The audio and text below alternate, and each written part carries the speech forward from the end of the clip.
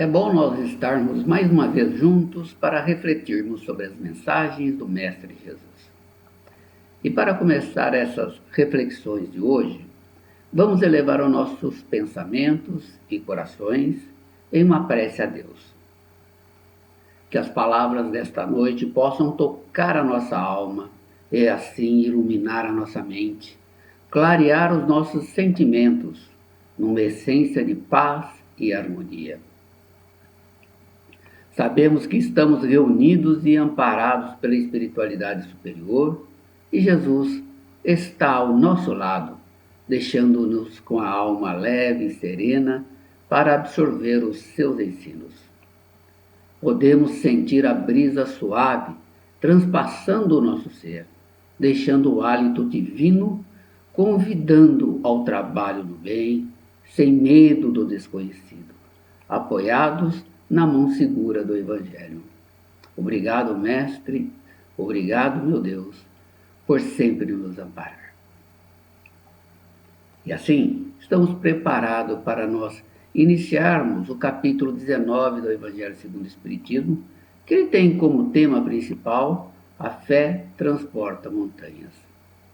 E para iniciar, vamos ouvir o que Jesus disse aos discípulos por meio do relato do evangelista Mateus, que está no capítulo 17, versículos de 14 a 20.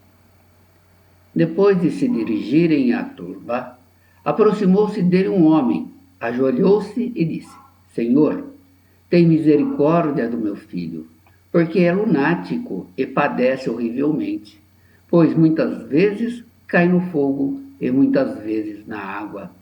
Levei-o aos teus discípulos, mas não foram capazes de curá-lo.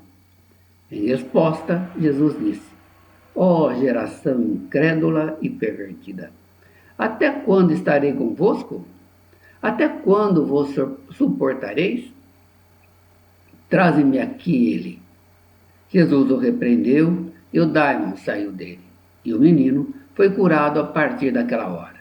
Então, os discípulos, aproximando-se de Jesus em particular, e disseram: Por que não fomos capazes de expulsá-lo? Disse-lhe: Por causa da vossa pouca fé. Amém vos digo, se tiverdes fé como um grão de mostarda, diríeis a esse monte: Muda-te daqui para lá, e ele se mudará, e nada vos será impossível. Vamos lembrar que a palavra daimon significa espírito com tendências maléficas, isto é, um espírito ignorante das leis de Deus, portanto, afastados das suas leis. Nessa passagem, Jesus fala sobre a fé cristã, a certeza que Deus está no comando de nossas vidas, agindo com amor e misericórdia sobre toda a humanidade. A fé se traduz pela confiança que se tem em Deus e em si próprio, para a realização de alguma coisa. Essa confiança dá a certeza de atingir o propósito pretendido, ou seja, o que nós definimos.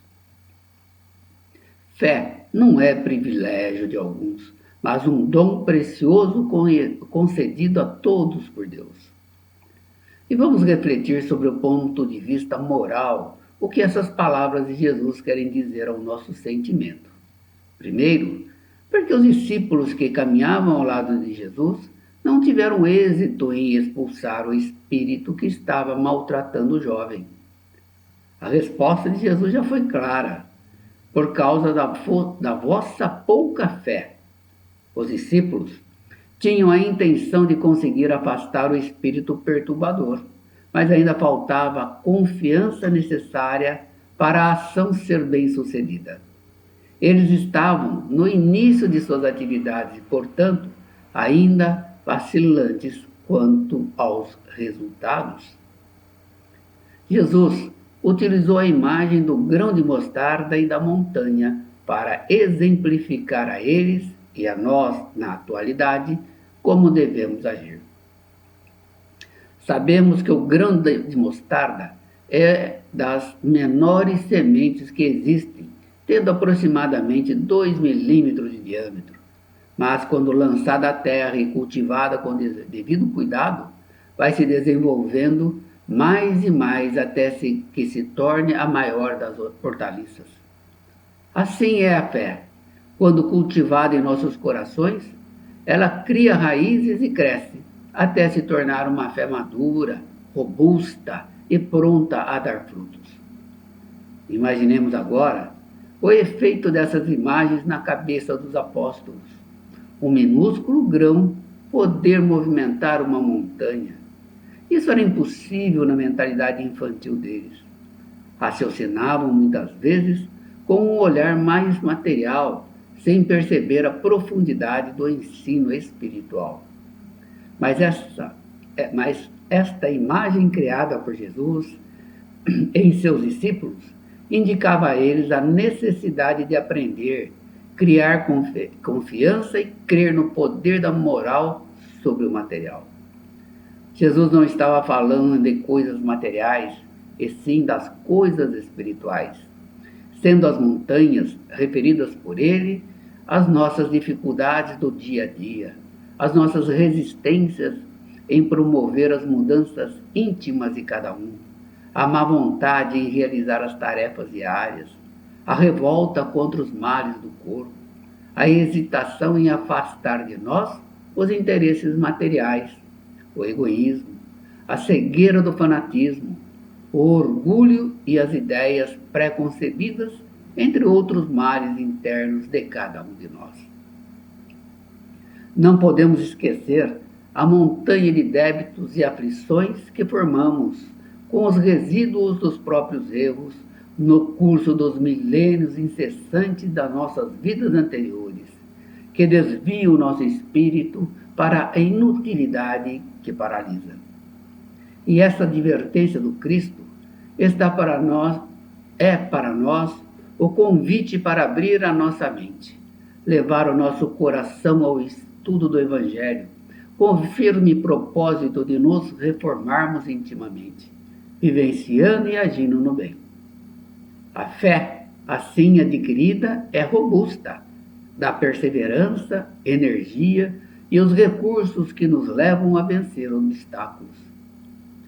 Quando estamos com a fé vacilante, o resultado é a incerteza e a hesitação da qual os nossos adversários aproveitam essa brecha. A fé, assim, não procura os meios de vencer porque não acredita que possa vencer. Outra maneira de entender a fé é como sendo a confiança que temos na realização de um propósito, a certeza de atingir determinado objetivo. Dessa maneira, recebemos uma espécie de lucidez que permite sentir em pensamento a meta que se quer alcançar e os meios de se obter, de modo que a caminhada seja com absoluta segurança. A fé sincera e verdadeira é sempre calma, paciente, porque tendo o seu ponto de vista de apoio na inteligência e na compreensão das coisas, tem a certeza do objetivo a ser alcançado. Não podemos confundir esta determinação e coragem que a fé nos proporciona como uma presunção, porque presunção é vaidade, orgulho e arrogância. A presunção, cedo ou tarde, recebe o seu castigo pela decepção e fracassos que são aplicados. E a fé verdadeira, ela caminha com humildade, porque quem a possui deposita mais confiança em Deus do que em si próprio, por entender que somos simples instrumentos da vontade divina. A fé verdadeira é sempre auxiliada pelos bons espíritos na execução dos nossos objetivos. Pelo poder do pensamento e da vontade, podemos agir sobre o fluido universal, modificando a sua qualidade. Se essa atuação for voltada ao bem e secundada por fé ardente, poderemos operar grandes fenômenos. E em resumo, a fé, para ser forte, tem que ser sincera, verdadeira e humilde. Virtudes que são conquistadas através do estudo e da vivência do Evangelho. E para mostrar a importância da vivência do Evangelho, temos uma parábola contada por Jesus a seus discípulos, que ficou conhecida como a parábola da figueira seca, e está no Evangelho de Marcos, no capítulo 11, versículos de 12 a 14 e 20 a 23. E ela nos diz assim: no dia seguinte, ao saírem de Betânia, teve fome. E vendo de longe uma figueira com folhas, foi ver se encontraria algo nela. Dirigindo-se a ela, nada encontrou senão folhas, pois não era tempo de figos. Em resposta, disse a ela: nunca mais ninguém coma fruto de ti. Os seus discípulos ouviram isso.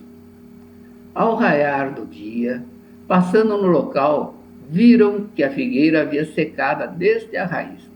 E Pedro, lembrando-se do fato, lhe disse: Rabi, eis que a figueira que amaldiçoastes está seca. Em resposta, Jesus disse: tende fé em Deus. Amém vos digo que quem disser a este monte, seja tirado e lançado ao mar, e não duvidar no seu coração, mas crer que o que está dizendo acontece, assim será para ele. A figueira que secou é o símbolo das pessoas que aparentam propensão para o bem, mas que na realidade nada de bom produzem. Simboliza os indivíduos que possuem algum entendimento espiritual, falam sobre eles, mas são incapazes de produzir resultados, ou seja, não exemplificam o que pregam que seria os seus frutos. O homem só produzirá no momento certo, depois de absorver os valores intelectuais e morais. E essas conquistas irão produzir frutos do bem. Esses frutos vão capacitar a criatura a transformar-se em auxiliares do Pai. E o apóstolo Paulo, numa mensagem aos Coríntios, ele diz: porque nós somos cooperadores de Deus. Vós sois lavoura de Deus e edifício de Deus. Na condição de cooperador de Deus, somos trabalhadores que temos o Evangelho a ser divulgado, designando a lavoura como cada um de nós que estamos semeando os ensinos do Mestre em nossos corações, regando com o convívio dos nossos semelhantes. E o edifício, porque estamos em aperfeiçoamento entre os que conhecem e os que ignoram a verdade divina. O serviço é de plantação e edificação, reclamando esforço pessoal e boa vontade para com todos, porquanto, de conformidade com a própria simbologia do apóstolo, o vegetal pede tempo e carinho para desenvolver-se, e a casa sólida não se ergue num dia. A figueira é o símbolo das pessoas inclinadas ao bem, à aquisição de valores espirituais, mas ainda incapazes de praticá-los.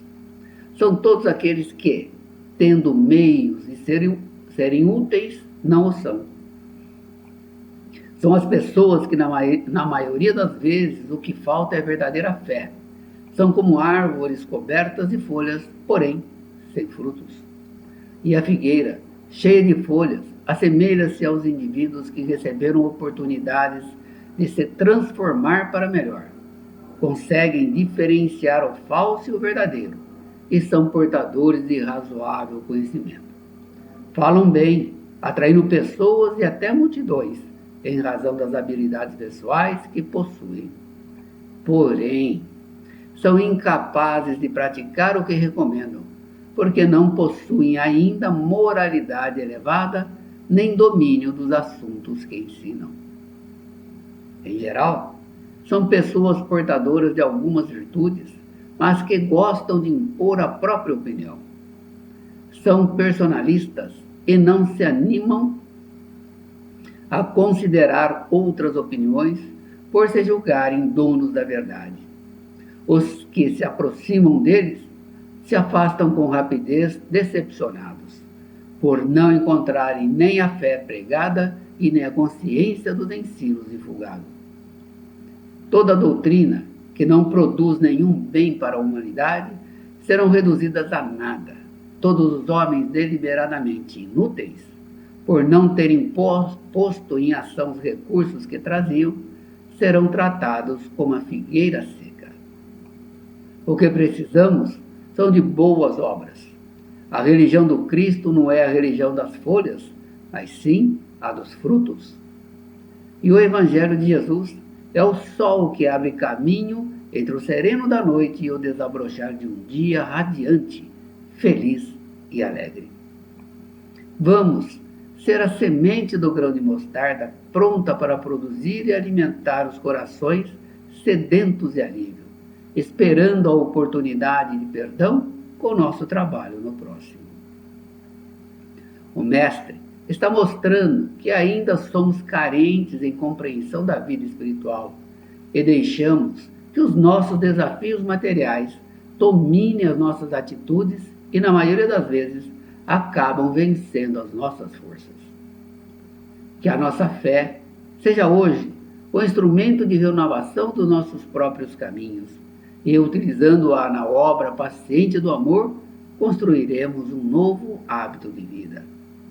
É necessário, assim, alterar a paisagem de nossa vida íntima, para que a fé viva, nasça e se desenvolva em nossos destinos, por gradativo investimento de força transformadora e criativa, dotando-nos de abençoadas energias para nossas realizações de ordem superior.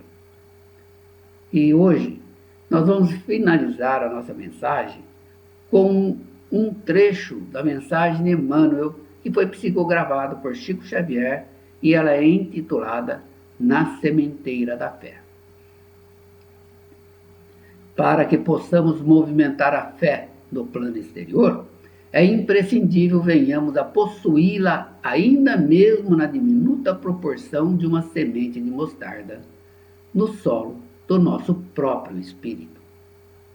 Assim, pois, é indispensável arrotear a terra seca e empedrada do nosso mundo interior para ambientar em nosso coração esta planta divina.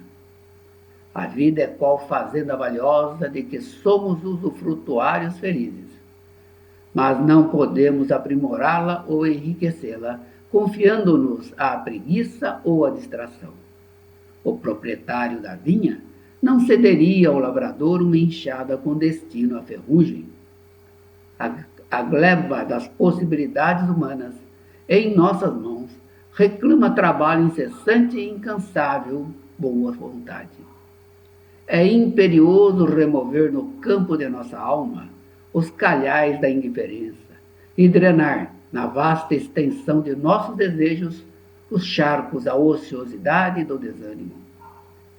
Serpes traiçoeiras e vermes daninhos ameaçam-nos a sementeira de elevação por todos os lados, e detritos de variada natureza tentam sufocar indistintamente os germes dos nossos pequenos impulsos para o bem. É necessário, assim, alterar a paisagem da nossa vida íntima, para que a fé viva nasça e se desenvolva em nossos destinos, por gradativo investimento de força transformadora e criativa, dotando-nos de abençoadas energias para as nossas realizações de ordem superior.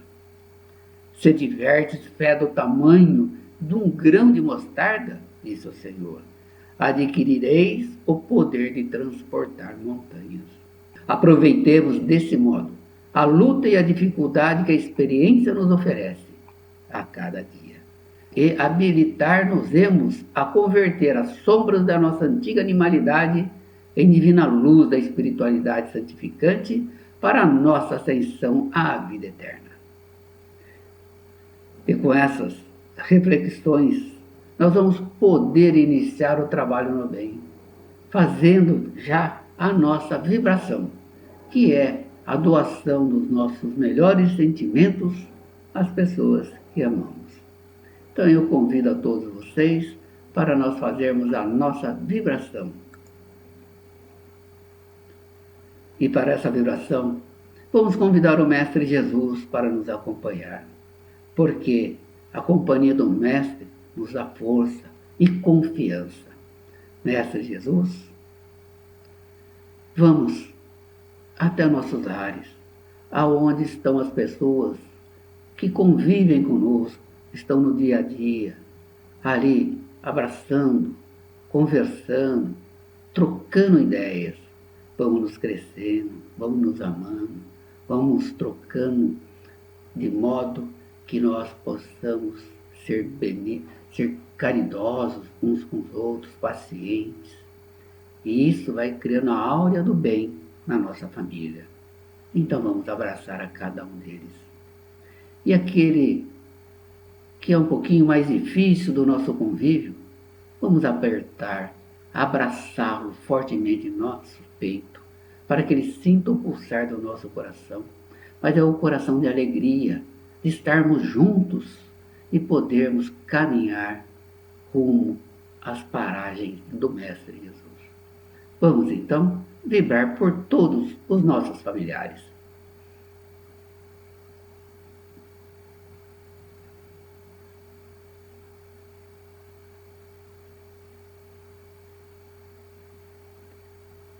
Agradecemos, Mestre, esta oportunidade que temos. Estamos também com uma pessoa que queremos ajudar, porque queremos estar mais próximo, aliviar um pouco a sua dor. Ela pode estar passando por uma dor física, uma dor espiritual ou mesmo moral, e queremos auxiliar. Então, ao lado do Mestre, vamos até essa pessoa, segurar em suas mãos, porque muitas vezes, nestas condições, nós nos sentimos desamparados, sem chão. E essa mão que nos segura vai dar para nós a sensação do amparo que chegou no momento certo.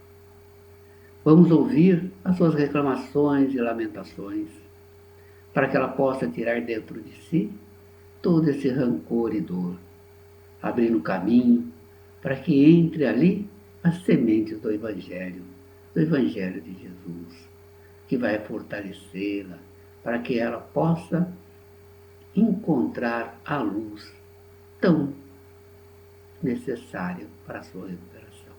Vibremos então por este irmão.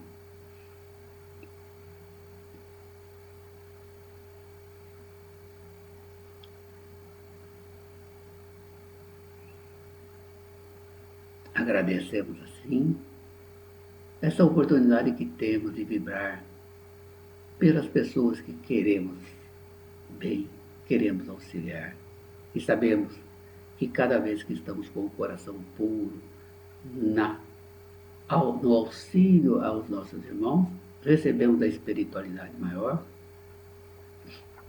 fluidos que renovam a nossa fé, iluminem a nossa mente e dá a paz tão necessária em nossos corações. Obrigado, Mestre Jesus, por essas oportunidades. E eu agradeço a todos vocês pela sua atenção e o carinho para comigo, e estaremos juntos numa próxima oportunidade. Obrigado a todos.